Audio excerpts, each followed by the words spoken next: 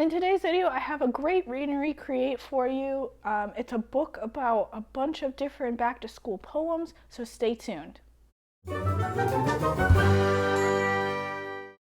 Hey sitters, welcome back to another video. It's Lydia, thanks for joining me. And as you can hear, I do not sound like myself today. Something's got a hold of my vocal cords. I feel perfectly fine, but I don't sound fine. So if you could just bear with me.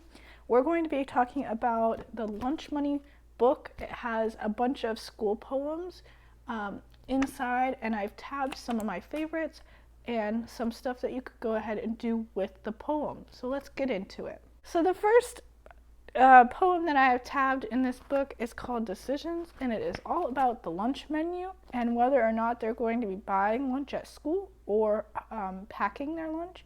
And it talks about all different types of food.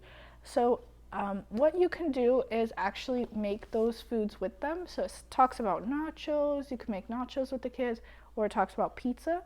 And instead of making a full-blown pizza, which you can do if you'd like, you can just take a cracker with some cheese and a pepperoni and another cracker, and it's like a little pizza sandwich. And the kids really like that as a snack. Moving on to the next poem, it's called Lunch Money. And it's basically a little boy asking all of his family members for money, but they don't have any for him, so he has to go to his piggy bank. Now for this poem, you can talk about money denominations and what the bills and coins represent. So what I have here is a set of money, and it's all fake, but you can go over with them what a $10 bill looks like versus the 5 or the 1, the different coins. So I have dimes, nickels, pennies, I have quarters, and then I think these are half dollars. But you can go over that and show them the different sizes and what makes a penny different from a dime, and then also what they're worth.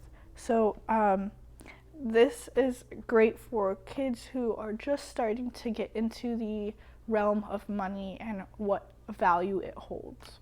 All right, the next poem that I tabbed is called Simon Says, which confused me a little bit because I thought it was the game Simon Says, but it's not. It's a person called Simon Says, and they're actually playing the game Telephone. So after reading this poem with the kiddos, you can go ahead and play telephone. And if you don't know how to play telephone, it is basically one person starts off and thinks of a phrase and whispers it to the next person. That person whispers to the next person, and so on and so forth, depending on how many people you have in your group. And then the last person is supposed to say out loud what they think the first person says. And it's a really fun game because along the way, some people misinterpret words and stuff. So it's a very fun game. The next one I tabbed was about spinning. It's called Spinning Song, and it's literally a song about all these children, a poem about all these children spinning. And so what you can do with this one is have a spin contest. So you spin the kid around like 10 times, and then you put either chalk line or a tape line down on the ground, and you see who can walk the line in a straight line the furthest, and whoever does it wins, or whoever does it farther wins. And that one will take up a lot of your time because kids get very competitive. And the last one I tabbed is called Clock Watching. And this is about basically watching the clock and realizing that the time determines what they do in school, basically. So when they get to go to lunch, when they get to have recess, when school's over, it talks about all of that. So what I have is this clock, and I got this at the Target dollar section. I'm sure you could find it at the dollar store or a different version of this clock. I'm sure there's some on Amazon, but this one came with a little chalk, and you can draw on the numbers, you can draw on the minutes, you can draw on whatever you want.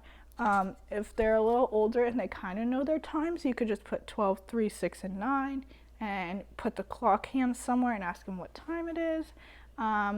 You can, for younger kids, you can write on here like 12 o'clock, lunchtime, 3 o'clock, nap time. So you can also not only write the number, but what they're going to do with the number, so they kind of get an idea of what those hands start to look like when they're doing something. Reading is going to be a big focus in school when they go back. So, and I know parents would appreciate if you continued that at home when you're babysitting.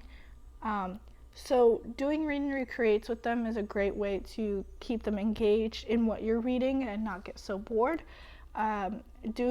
Reading the book and then doing the activity, or reading the book and writing your own school poem, will just keep them really engaged with what you're reading. I'll have this book linked in the description below so you can go check it out. If you don't want to buy it, you could always go to the library and borrow it. Get a library card and just borrow the book and return it when you're done. If you guys have any questions, please let me know down in the comment section below. Hopefully next time you see me, it will not sound like this. And I thank you guys for watching. I appreciate you. I'll see you guys in the next video.